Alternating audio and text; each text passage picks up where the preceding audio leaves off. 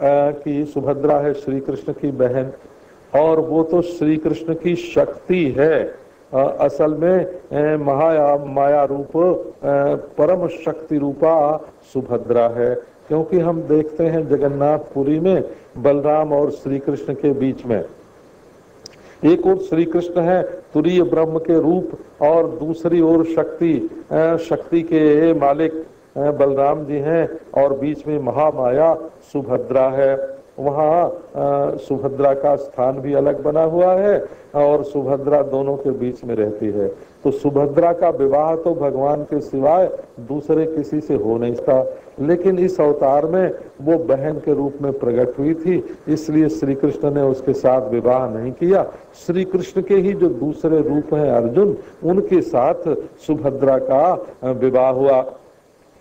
लेकिन अपने बेटे के मर जाने पर भी अभिमन्यु युद्ध में अन्याय से मारा गया, लेकिन सुभद्रा के मुंह से एक शब्द नहीं निकला कि उचित हुआ कि अनुचित हुआ कि भला हुआ कि बुरा हुआ। क्यों नहीं बोली? कि वो श्री कृष्ण के ऊपर संपूर्ण विश्वास करके उनके अधीन रहने वाली थी। श्री कृष्ण के देखते हुए उनकी जानकारी में जो कुछ हो रहा है कि वही ठीक है। सदैव यदेव कुरुते तदेव मंगलाय।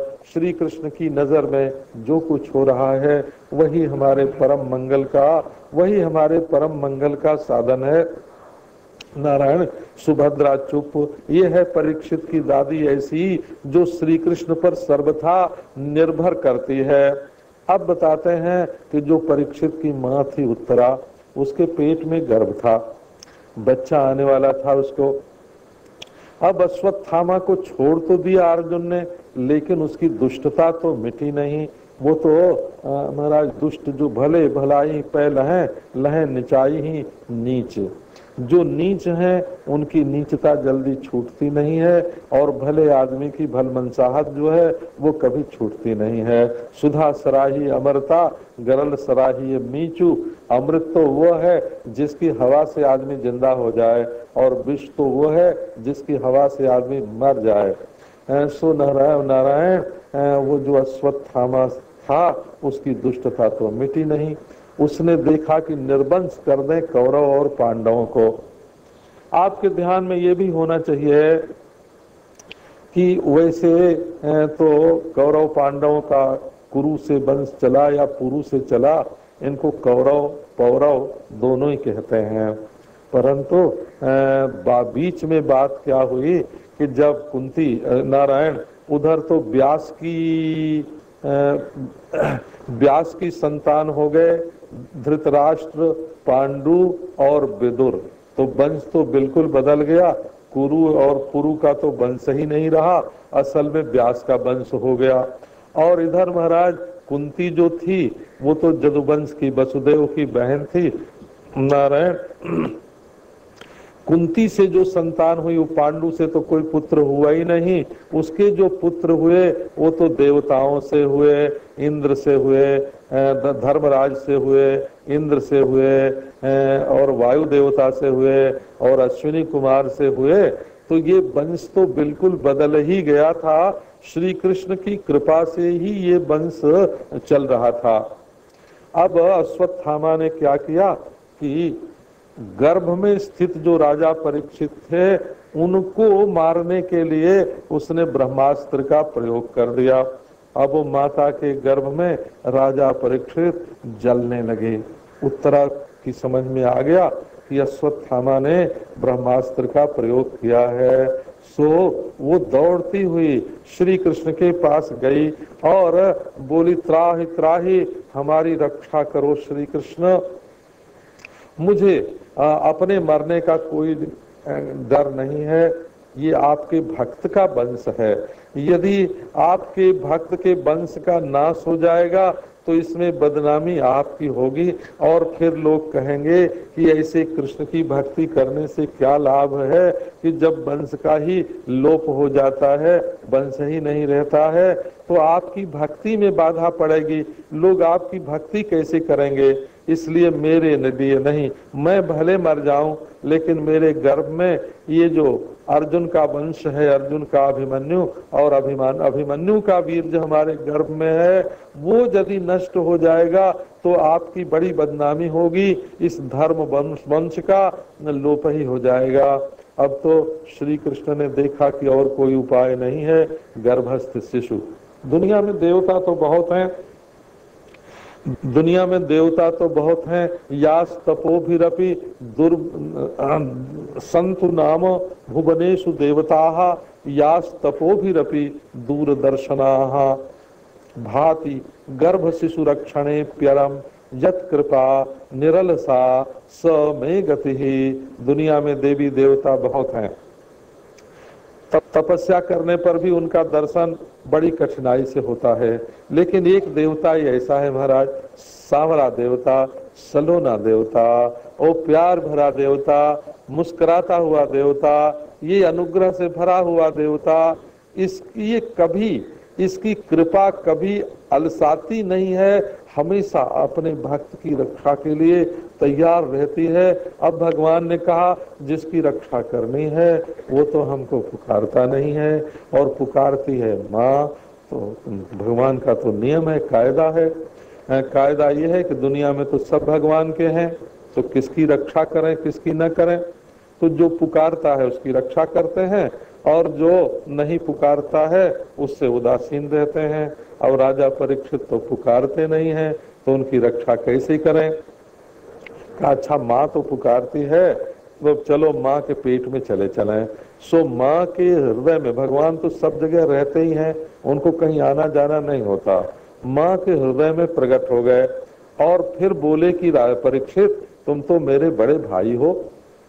अब तो परीक्षित की आंख खुल गई, अरे देखो ये तो हमारे भाई, छोटे भाई हमें बचाने के लिए गर्भ में आए हैं। इतनी उतावली थी महाराज, इतनी त्वरा थी, इतनी उतावली थी कृष्ण के मन में। ये वेद शास्त्र पुराण में कहीं भी ऐसा दृश्य देखने को नहीं मिला कि श्री कृष्ण एक काम के लिए दो अस्त्रों का प्रयोग करें, लेकिन इतनी उतावली थी परीक्षित की रक्षा के लिए कि ये ब्रह्मास्त्र उनका नाश न कर दे। इसलिए उन्होंने एक हाथ में गदा और एक हाथ में चक्र लिया और उन अंगूठे के बराबर रूप धारण करके गर्भ में चारों ओर घूमने लगे। वो गदा तो ऐसी घूमे जैसे लुआठी होए, और वो चक्र जो है वो ब्रह्मास्त्र को काट काट के फेंक दे। मरते मरते महाराज राजा परीक्षित की रक्षा हो गई। महाभारत में ये कथा दूसरी तरह से है, और वहाँ ऐसा है कि राजा परीक्षित जब उत्तरा के गर्भ से प्रकट हुए तब वो मरे हुए थे। अब श्री कृष्ण को बुलाया गया कि बच्चा तो मरा हुआ पैदा हुआ है, तो श्री कृष्ण ने छाती ठोक के कह दिया कि महाभारत इतना बड़ा युद्ध हुआ, इतने लोग इसमें मरे जरे लेकिन मेरे मन में यदि राग से किसी का पक्षपात न हुआ हो और द्वेष से मैंने किसी के प्रति निर्दयता न की हो, और मेरे हृदय में यदि समता, सबके प्रति बराबरी का भाव बना रहा हो, तो मेरे इस समता के प्रभाव से ये मुर्दा जो बालक है ये जिंदा हो जाए। ऐसे राजा परीक्षित जिंदा हो गए। समता का इतना प्रभाव है, ऐसा प्रभाव है महाराज कि राजा परीक्षित जिंदा हो गए। अब इनके जन्म की जो कथा है वो फिर बाद में सुनावेंगे। सो इधर जब परीक्षित जिंदा हो गए और राजा युधिष्ठिर का राज्याभिषेक हो गया, तो श्री कृष्ण ने ये प्रस्ताव किया कि अब मैं द्वारका जाऊंगा, यहाँ का काम पूरा हो गया। ये पश्चिमी समुद्र का जो तट है महाराज, ये पश्चिम तट बोलते हैं, प्रत्यगात्मा है। इसको संस्कृत में प्रत्यक भी बोलते हैं, प्रतीचि भी बोलते हैं। अंतर्मुखता की पराकाष्ठा है द्वारका में, और लीला की पराकाष्ठा है ब्रज में, संसार में। ब्रज कहो, जगत कहो, संसार कहो, एक ही अर्थ के सब धातु हैं। नारायण संसार में भगवान लीला करते हैं और द्वारका में जा करके प्रत्यक्ष चैतन्य में समा जाते हैं। यह उनकी लीला, जाने को तैयार हो गए। पर नारायण प्रेम से राजा युधिष्ठिर ने रोका और उस समय कुंती जो है वो भगवान के सामने आके हाथ जोड़ के खड़ी हो गई और बोली कि मैं तो अज्ञानी हूँ, आपको पहचानती नहीं हूँ। आप नंद नंदन हैं, आप वसुदेव नंदन हैं, आप साक्षात भगवान हैं। इंद्रियों से जैसे दिखते हैं वैसे ही आप नहीं है। मेरी आंख जैसा आपको देखती है आप वैसे ही नहीं हैं। आपने तो माया से अपने को ढक रखा है। जैसे कोई नट पार्ट करने के लिए रंगमंच पर आवे और अपनी वेशभूषा दूसरी तरह की बना रखी हो, तो साधारण लोग उसको पहचानते नहीं हैं। जो उसके मित्र होते हैं, जानकार होते हैं, वही उसको पहचानते हैं।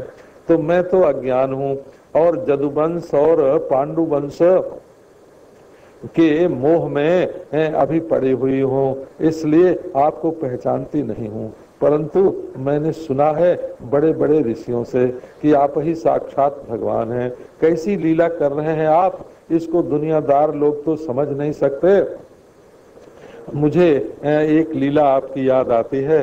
जब मैं मथुरा में गई थी वसुदेव से मिलने के लिए, तो वहाँ मालूम हुआ कि रोहिणी रहती हैं नंद बाबा के ब्रज में।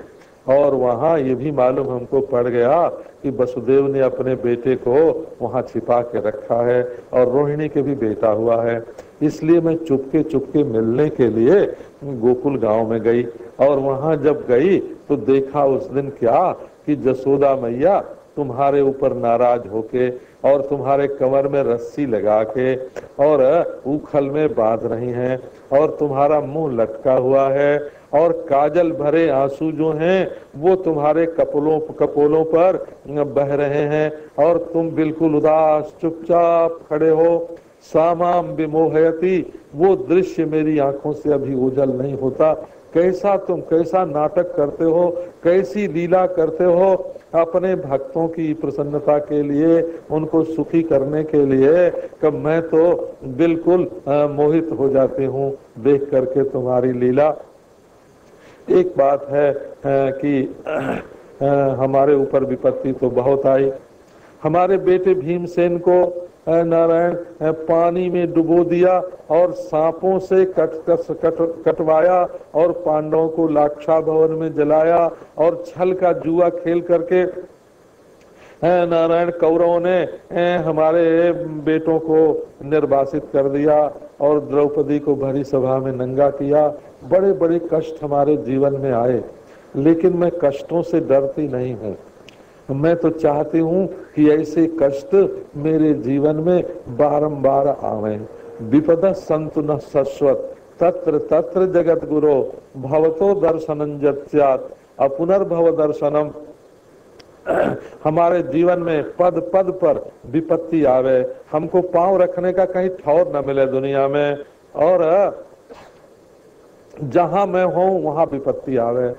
अरे कुंती बुआ जी, कृष्ण की बुआ जी हैं कुंती, बुआ जी तुम विपत्ति का वरदान क्यों मांगती हो? तो मैं विपत्ति का वरदान इसलिए मांगती हूँ कि जब हमारे ऊपर विपत्ति आती है तब बचाने के लिए तुम दौड़े हुए आते हो। द्रौपदी पर जब विपत्ति आई तब द्वारका से दौड़ करके तुमने अपने को कपड़े का रूप दे दिया, वस्त्रावतार ग्रहण कर लिया, साड़ी बन गए और द्रौपदी के मन में जो तुमसे प्रेम था उस प्रेम को पूरा कर दिया, साड़ी बनकर उसके शरीर में लिपट गए और उसकी रक्षा की। ऐसे भगवान महाराज जो साड़ी बन जाएं, ये दुनिया के किसी भी मजहब में ऐसे भगवान नहीं है जो अपने भक्त की रक्षा करने के लिए साड़ी बन जाए।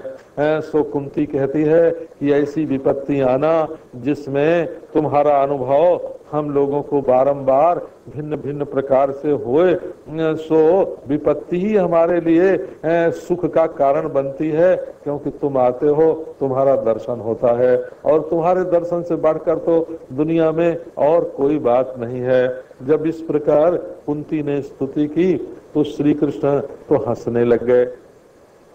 हंसने लग गए। कब बोले कि अच्छा जी तुम कहती हो बुआ जी कि हम अभी जाए नहीं, तो अभी हम थोड़े दिन और यहाँ रहेंगे। अब महाराज ये महाभारत युद्ध तो हो गया था पूरा, युधिष्ठिर हो गए थे राजा, लेकिन युधिष्ठिर के मन में जो दुख था वो मिटता नहीं था। वो कहते थे कि हमने ये युद्ध क्यों किया, इससे क्या मिला। अंत में निर्वेद हुआ। निर्वेद हुआ माने वैराग्य की ही प्राप्ति हुई कि हमने लड़ भिड़ करके पाया क्या। इसी से ध्वन्यालोक में आनंद वर्धनाचार्य ने बड़ी मीमांसा करके ये सिद्ध किया है कि महाभारत की जो कथा है वो असल में शांत रस की कथा है। कुछ लड़ने भिड़ने से, मारपीट करने से, दुश्मनी करने से आप अपना दिल भले जला सकते हैं, लेकिन उससे कुछ सुख शांति कभी किसी को न मिली है और न तो मिलेगी। अब राजा युधिष्ठिर का राज्य तो हुआ, उनके राज्य में धर्म चारों ओर फैल गया और सब जगह सुखी लोग रहने लग गए। समय पर वर्षा हो, समय पर ठंड आवे, समय पर गर्मी हो, बिना जोते बोए अन्न की उत्पत्ति होए, प्रजा बड़े सुख से रहने लगी। ये सब कुछ तो हुआ, लेकिन युधिष्ठिर के मन में सुख शांति नहीं थी। वो कहते थे इतनी मार धाड़ करने के बाद, इतनी हिंसा और सत्यानाश कर दिया सबका, और अब हम राजा बने बैठे हैं। लोगों ने समझाया, बड़े बड़े ऋषि मुनि आए, व्यास जी आए समझाने के लिए, और बड़े बड़े ऋषि उनको समझाने के लिए आए। लेकिन युधिष्ठिर का एक प्रश्न था कि अच्छा, जो युद्ध में लड़ने के लिए आए उनको मारना तो हमारा धर्म था, हमने मारा, लेकिन ये तो आप बताइए कि उनकी स्त्रियां जो विधवा हो गईं और दुखी हो गईं, और उनके बच्चे जो अनाथ हो गए, और छोटे छोटे बच्चे जो मारे गए, उनको उनके मरने की जो हत्या है वो किस तरह से दूर होगी। ये दुख युधिष्ठिर के मन में बहुत था महाराज। यहाँ तक कि श्री कृष्ण ने भी समझाया, परंतु श्री कृष्ण के समझाने पर भी युधिष्ठिर की समझ में ये बात नहीं आई, बैठी नहीं कि हमने दूसरों को इतना दुख पहुंचा करके जो अपने को राज्य प्राप्त किया उसमें क्या सुख है।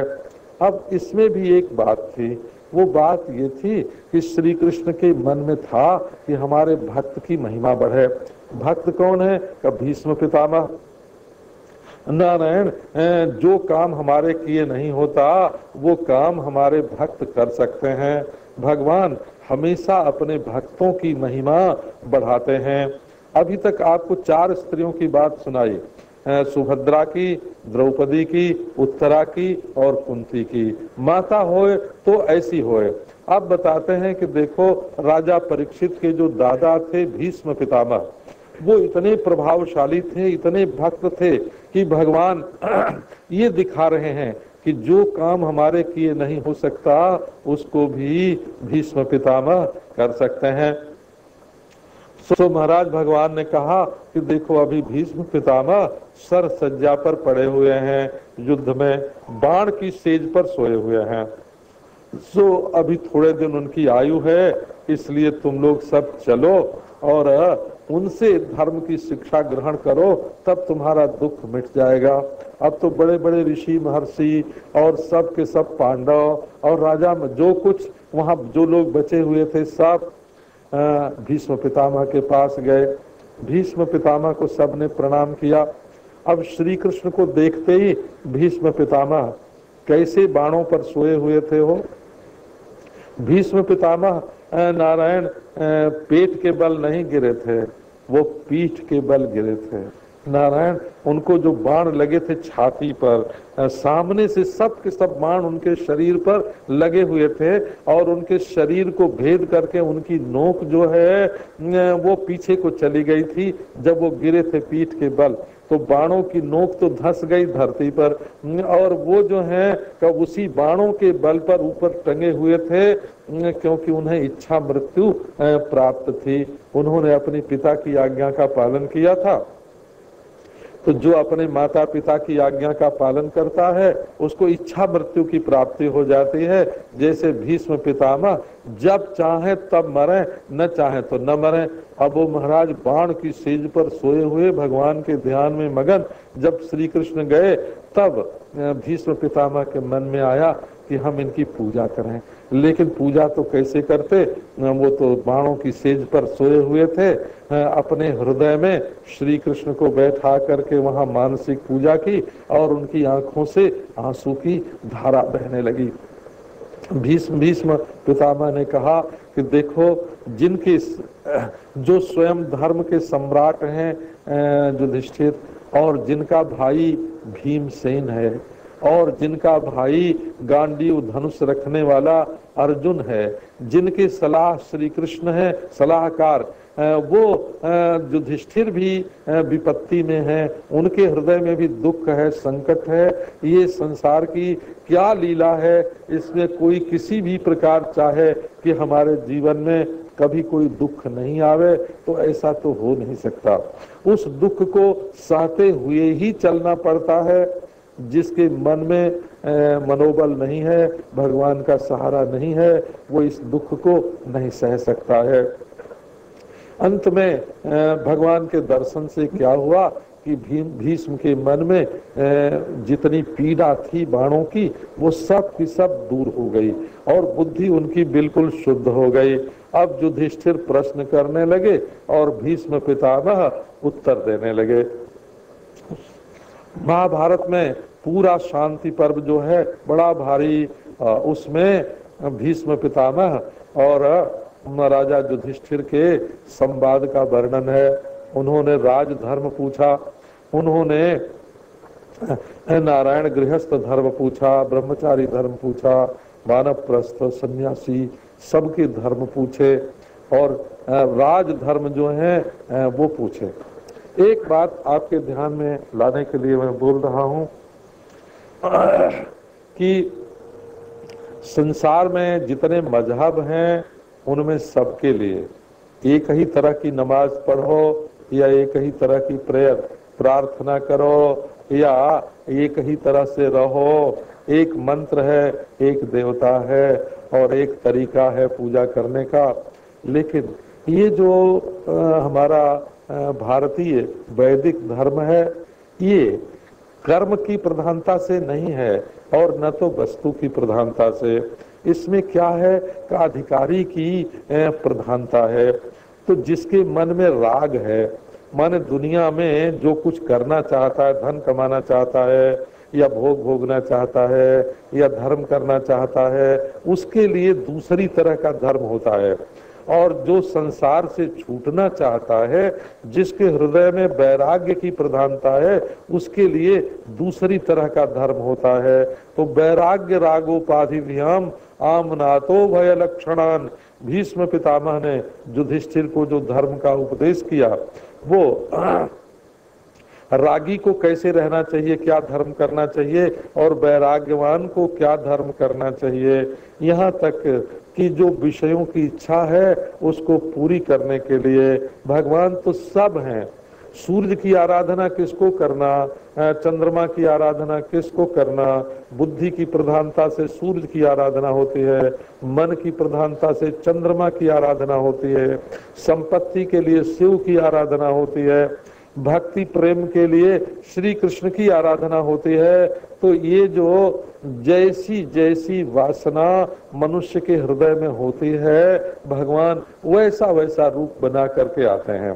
क्योंकि और जगह भगवान केवल निराकार ही हैं। ईसाई, मुसलमान, नारायण, पारसी, यहूदी और सिख और क्या नाम है आर्य समाजी, ब्रह्म समाजी, ये लोग ईश्वर को निराकार मानते हैं और दुनिया से अलग।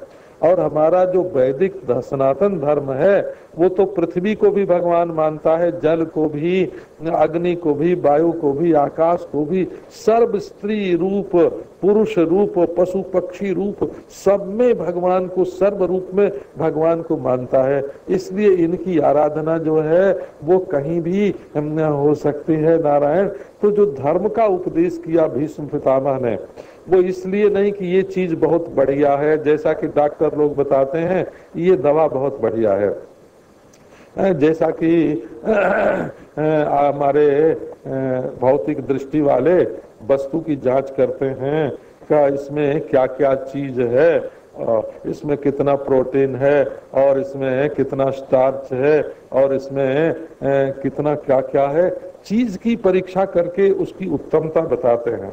हमारा जो धर्म है वो चीज की परीक्षा नहीं करता, उस आदमी की परीक्षा करता है कि इस आदमी के भीतर जिसमें चेतन है वो किस वस्तु का अधिकारी है और किसके योग्य है।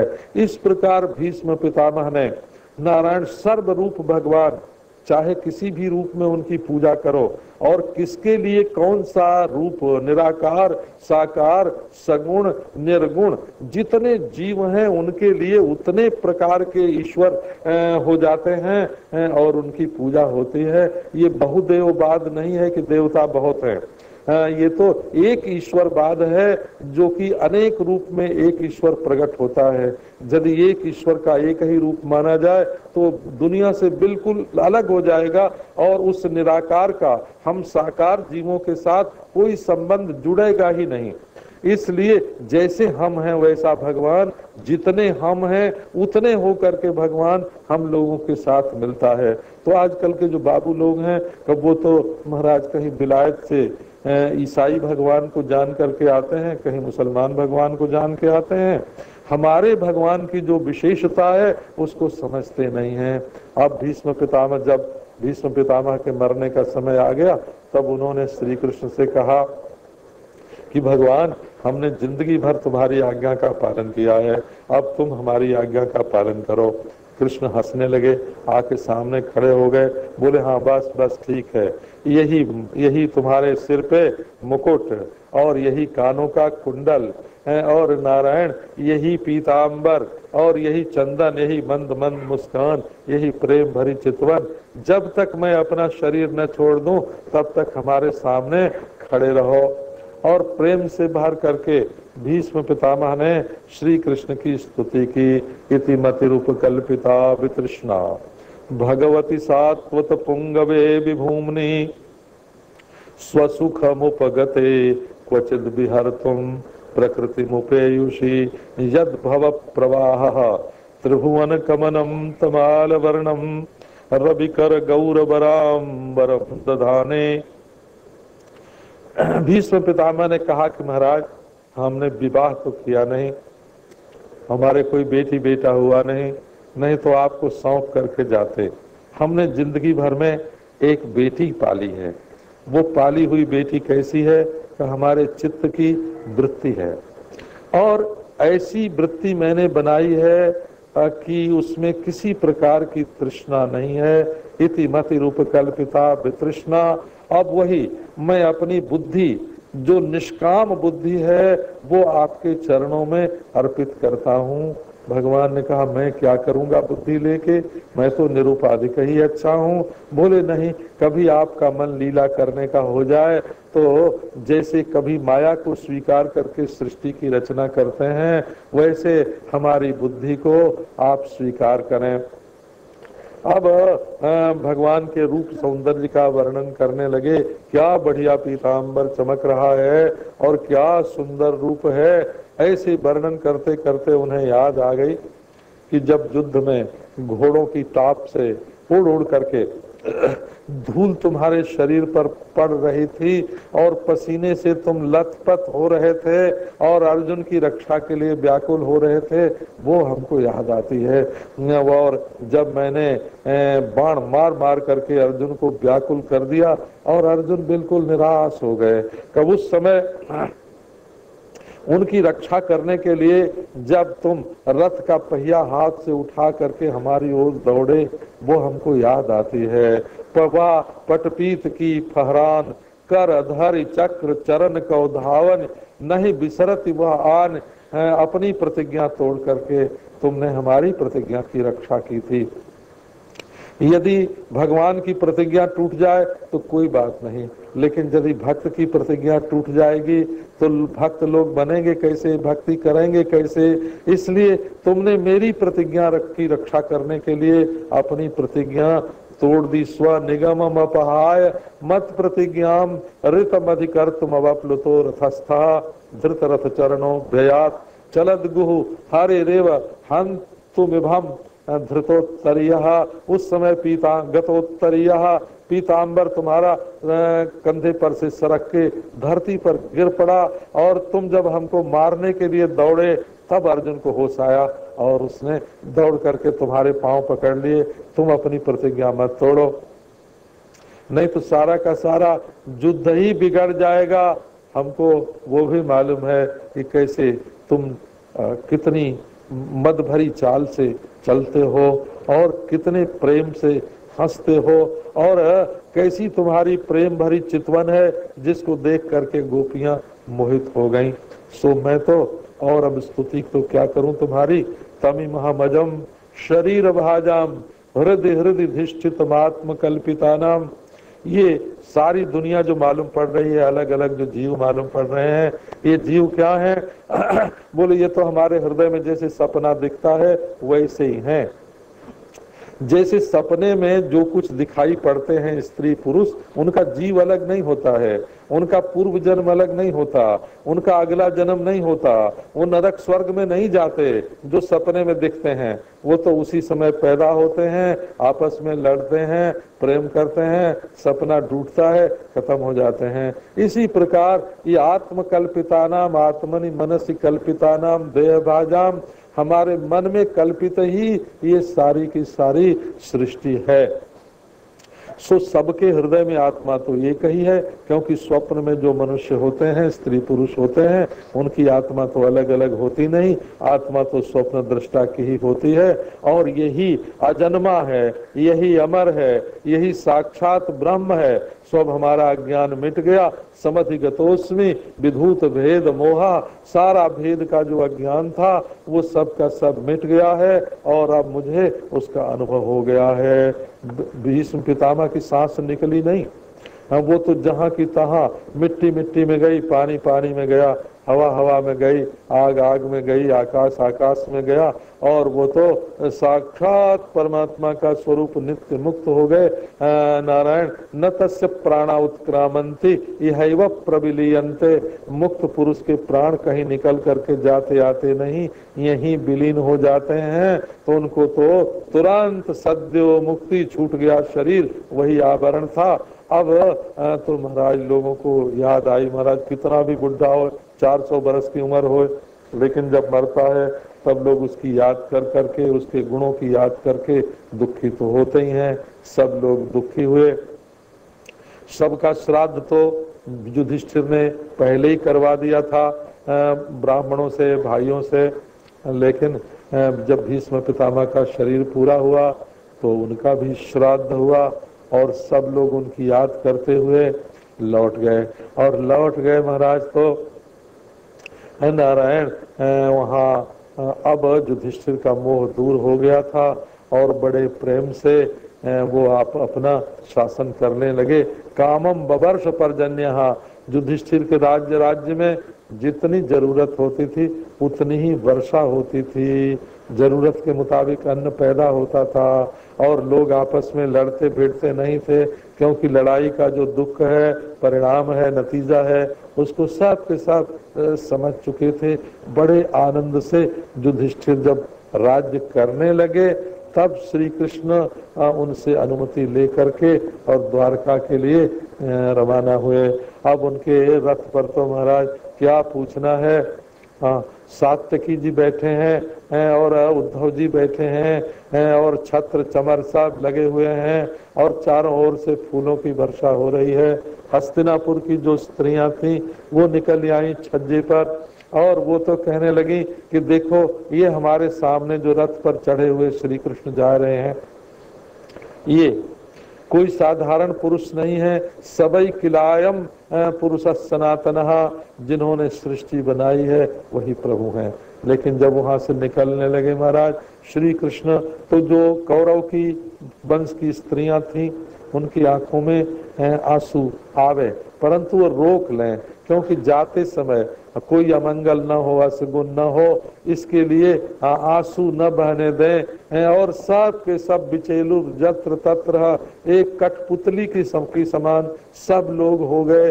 श्री कृष्ण को जाते देखकर किसी से कुछ बोला न जाए, कोई कहा न जाए। नारायण सब के सब विचलित हो गए, परंतु श्री कृष्ण स्त्रियों की वाणी सुनते हुए और नारायण मंद मंद मुस्कान से उनको देखते हुए हस्तिनापुर से निकले और जगह जगह बीच में ठहरते हुए अंत में जब आनर्त देश में, आनर्त देश माने काठियावाड़, जहाँ नृत्य की प्रधानता है, आसमंतात नर्तो नर्तन जत्र स आनर्तः, जहाँ नाच नृत्य विद्या की नृत्य कला की प्रधानता हो उसको अनर्थ देश कहते हैं। वहां जाकर के श्री कृष्ण ने अपना शंख बजाया और द्वारकापुरी के जितने लोग हैं सब श्री कृष्ण का स्वागत करने के लिए निकल आए। ब्राह्मण आए, वेद पाठी, स्त्रियां गाती हुई आई और पुरुष आए। आनंद उत्सव मनाते हुए श्री कृष्ण का स्वागत हुआ और सारे गांव के लोगों ने प्यासी आंखों से श्री कृष्ण का दर्शन किया। उन लोगों ने कहा, प्यारे कभी कभी तुम चले जाते हो मधुपुर में और कभी चले जाते हो हस्तिनापुर में, इंद्रप्रस्थ में, तो तुम्हारे बिना हम लोगों के एक एक दिन जो है, एक एक क्षण जो है वो कल्प के समान व्यतीत होते हैं। तुम्हारे बिना हमारी आंखें जो हैं वो प्यासी प्यासी नारायण बिल्कुल दुखी हो जाते हैं। तो हमको छोड़ करके कभी कहीं मत जाया करो। ऐसे उनकी बात सुनते हुए भगवान सबसे मिले हो। ब्राह्मणों बड़े जो बूढ़े थे उनको पांव छू के प्रणाम किया, किसी को हाथ जोड़ के प्रणाम किया, किसी से मुस्कुरा के बात की, किसी को हृदय से लगाया।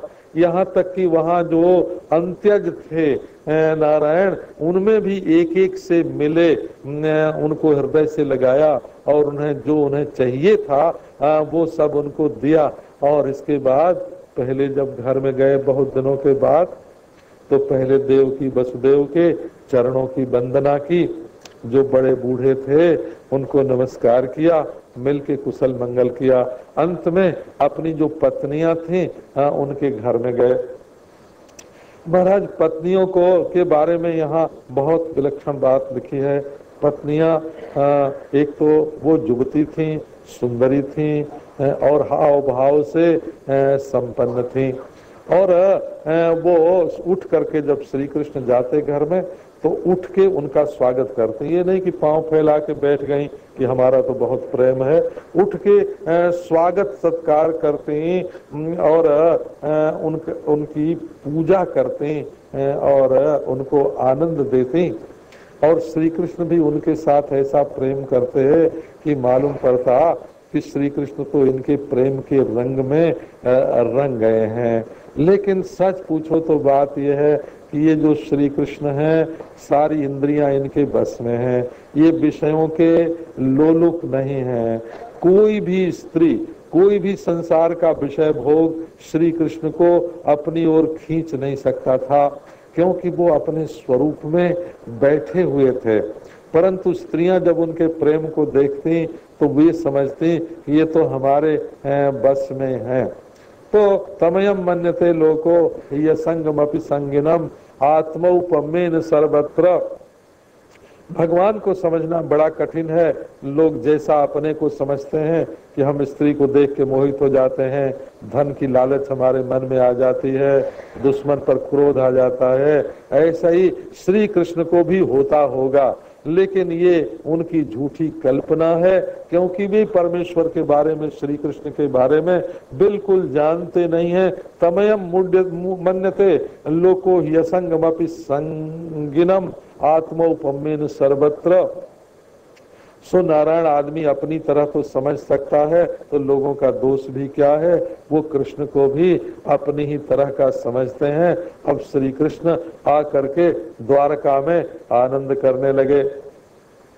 अब उधर क्या हुआ महाराज कि जब युधिष्ठिर का राज्य स्थापित हो गया तो वो तो परीक्षित का तो जन्म हो ही चुका था, आपको पहले ही सुना चुके हैं। अब वहां से कथा फिर से प्रारंभ की जब राजा परीक्षित का जन्म हुआ था। राजा परीक्षित का नाम परीक्षित क्यों रखा गया था कि वो जब गर्भ में थे तब उन्होंने एक चतुर्भुज पुरुष को देखा था। वो सांवरा सलोना, अंगूठे के बराबर और मंद मंद मुस्कुराता हुआ और अनुग्रह भरी दृष्टि से देखता हुआ, हाथ में चक्र और गदा लेकर परीक्षित के चारों ओर घूम रहा था। वो देखा था परीक्षित ने। पर यही क्षत, उन्होंने चारों तरफ भगवान को देखा, इसलिए उनका नाम परीक्षित हुआ। लेकिन जब जन्म हुआ महाराज तब भी वो चारों ओर देखें, क्या देखें कि वो पुरुष जिसको हमने, जिस भगवान को हमने गर्भ में देखा था वे कहाँ हैं, और ये सामने वाला जो आदमी आ रहा है ये कहीं वही तो नहीं है। अब तो महाराज जन्म होने के बाद राजा युधिष्ठिर ने ज्योतिषियों को बुलाया और किस लग्न में बालक का जन्म हुआ है और कैसा ग्रह योग है, ये सब ज्योतिषियों से उन्होंने बनवाया। और ज्योतिषियों ने भविष्य फल बताया कि अब तक जो सृष्टि में बड़े बड़े राजा महाराजा हुए हैं, श्रेष्ठ सत्पुरुष हुए हैं, उनमें जितने भी गुण थे वो सब के सब गुण परीक्षित में होंगे। और अंत में इनको वैराग्य होगा और वैराग्य होने से गंगा किनारे जाएंगे और वहां जो बैठेंगे तो सुखदेव जी महाराज आकर इनको तत्व ज्ञान का उपदेश करेंगे और उपदेश करने से इनकी जो सारी आसक्ति है वो छूट जाएगी और आसक्ति छूट जाने के बाद इनको परम पद की प्राप्ति होगी। और भी जो परीक्षित के जीवन में था कि ये दिग्विजय करेंगे, कलियुग का भी निग्रह करेंगे, वो सारी बात ज्योतिषियों ने बताई। राजा बड़े प्रसन्न हुए और धर्मराज ने उनको खूब खूब दक्षिणा दी और बड़े आनंद से रहने लगे। इसी बीच में क्या हुआ कि जो विदुर जी तीर्थ यात्रा करने के लिए चले गए थे। कहाँ गए थे विदुर जी का? विदुर जी जब युद्ध प्रारंभ होने वाला था और उन्होंने युधिष्ठिर धृतराष्ट्र को समझाया, क्योंकि आदमी जब नारायण काम मनुष्य के मन में जब बढ़ता है, लोभ बढ़ता है और शरीर में कोई पीड़ा होती है, तब उसको रात को नींद नहीं आती है। जब रात को नींद नहीं आती है तो धृतराष्ट्र को नींद ही नहीं आवे, क्योंकि अपने बेटों का पक्षपात, युधिष्ठिर के प्रति अन्याय, युद्ध की विभीषिका, तो उन्होंने विदुर को बुलाया। अब विदुर ने आकर के उनको विदुर नीति का उपदेश किया कि तुम्हें दुर्योधन जैसे दुष्ट को छोड़ देना चाहिए और पांडवों का राज्य उनको लौटा देना चाहिए, उनको अन्याय नहीं करना चाहिए उनके साथ। इसी और भी तत्व ज्ञान की बात सनत कुमार को बुला करके सुनवाई विदुर जी ने। वो सनत सुजात गीता जो है वो श्रीमद् महाभारत में बड़ी अद्भुत है। वो उद्योग पर्व में उसमें तो अद्वैत वेदांत का सारा ही सार भरा हुआ है। शंकराचार्य का भाष्य जैसे गीता पर है वैसे सनत सुजात पर भी शंकराचार्य का भाष्य है। और ऐसा विलक्षण है महाराज कि गीता में भी कई बातें जो ज्ञान की हैं वेदांत की, वो वैसी नहीं है जैसी सनत सुजात में है।